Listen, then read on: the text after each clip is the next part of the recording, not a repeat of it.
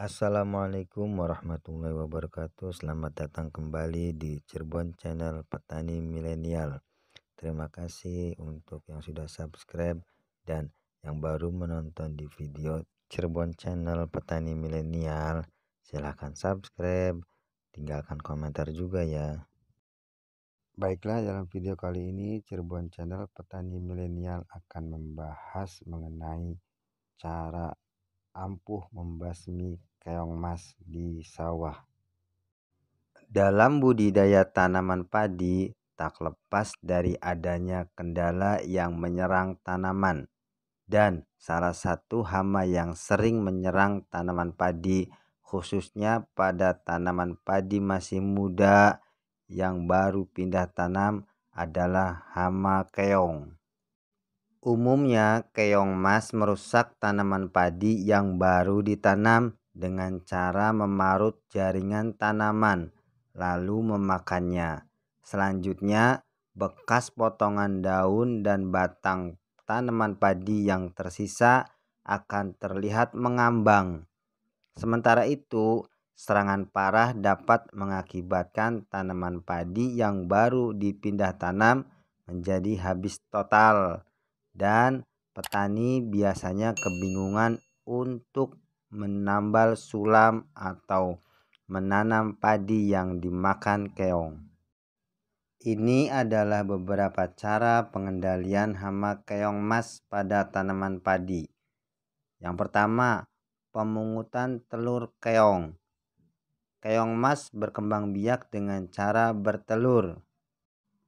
Telur keong mas biasanya diletakkan di batang tanaman padi. Namun di beberapa tempat seperti sungai, danau, ataupun kolam, telur keong mas diletakkan di pinggiran kolam seperti di tembok atau di batang-batang kayu.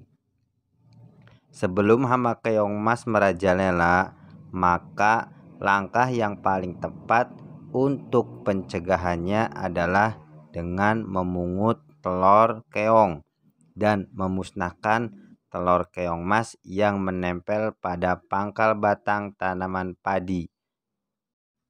Cara yang kedua yaitu menaburkan kapur.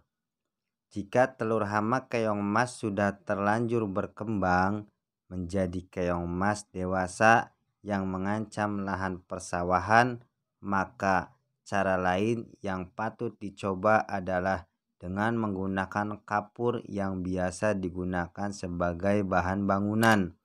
Caranya adalah dengan menaburkan kapur tersebut di sekitar lahan yang tempat bermainnya keong mas, maka hama keong mas akan musnah dengan sendirinya.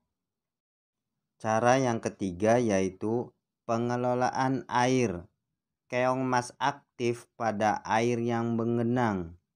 Oleh karena itu, perataan tanah dan pengeringan sawah yang baik dapat membantu mengendalikan keong mas.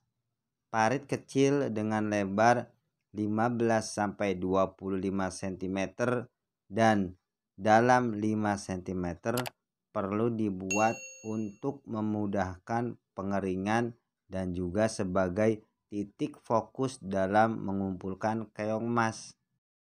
Cara yang keempat yaitu penggunaan umpan. Membuat perangkap umpan menggunakan dedaunan untuk menarik perhatian keong mas. Daun pisang, daun pepaya diletakkan di sekeliling lahan atau di tepi-tepi sawah dekat dengan saluran air. Setelah itu hama keong terperangkap pada daun tersebut. Selanjutnya tinggal dilakukan pemungutan dan pemusnahan.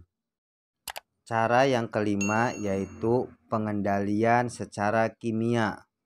Pengendalian secara kimia dengan menggunakan pestisida atau moluskusida ini lebih baik dijadikan sebagai alternatif terakhir jika pengendalian dengan cara mekanis dan alami belum memberikan hasil yang baik.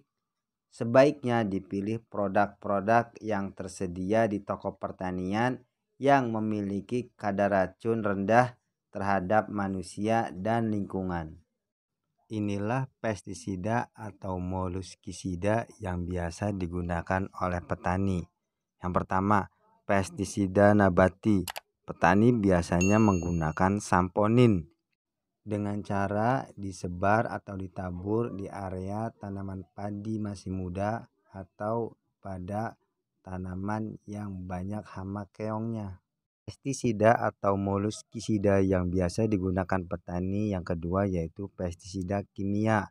Biasanya petani menggunakan dari golongan bahan aktif pentin asetat dengan merek dagang Bentan, Debestan, dan dari golongan niklosamida petani biasa menggunakan Trebas, Sneldon, dan Bensida.